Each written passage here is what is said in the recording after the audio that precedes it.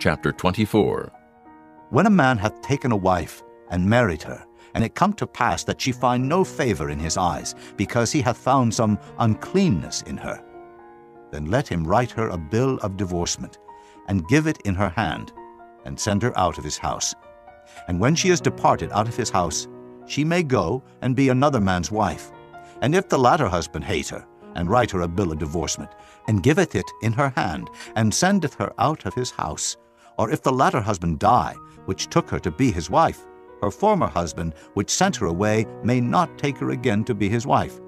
After that she is defiled. For that is abomination before the Lord. And thou shalt not cause the land to sin, which the Lord thy God giveth thee for an inheritance. When a man hath taken a new wife, he shall not go out to war, neither shall he be charged with any business, but he shall be free at home 1 year, and shall cheer up his wife which he hath taken. No man shall take the nether of the upper millstone to pledge, for he taketh a man's life to pledge. If a man be found stealing any of his brethren of the children of Israel, and maketh merchandise of him, or selleth him, then that thief shall die, and thou shalt put evil away from among you. Take heed in the plague of leprosy, that thou observe diligently, and do according to all that the priests, the Levites, shall teach you. As I commanded them, so ye shall observe to do. Remember what the Lord thy God did unto Miriam by the way, after that ye were come forth out of Egypt. When thou dost lend thy brother anything, thou shalt not go into his house to fetch his pledge. Thou shalt stand abroad, and the man to whom thou dost lend shall bring out the pledge abroad unto thee. And if the man be poor, thou shalt not sleep with his pledge. In any case, thou shalt deliver him the pledge again when the sun goeth down, that he may sleep in his own raiment, and bless thee. And it shall be righteousness unto thee before the Lord thy God. Thou shalt not oppress an hired servant that is poor and needy, whether he be of thy brethren, or of thy strangers that are in thy land within thy gates.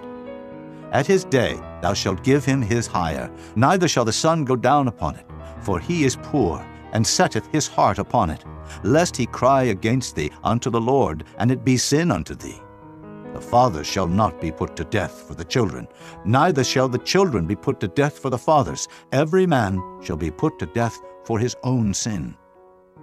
Thou shalt not pervert the judgment of the stranger, nor of the fatherless, nor take a widow's raiment to pledge. But thou shalt remember that thou wast a bondman in Egypt, and the Lord thy God redeemed thee thence. Therefore I command thee to do this thing. When thou cuttest down thine harvest in thy field, and hast forgot a sheaf in the field, thou shalt not go again to fetch it. It shall be for the stranger, for the fatherless, and for the widow, that the Lord thy God may bless thee in all the work of thine hands. When thou beatest thine olive tree, thou shalt not go over the boughs again. It shall be for the stranger, for the fatherless, and for the widow. When thou gatherest the grapes of thy vineyard, thou shalt not glean it afterward. It shall be for the stranger, for the fatherless, and for the widow. And thou shalt remember that thou wast a bondman in the land of Egypt. Therefore I command thee to do this thing.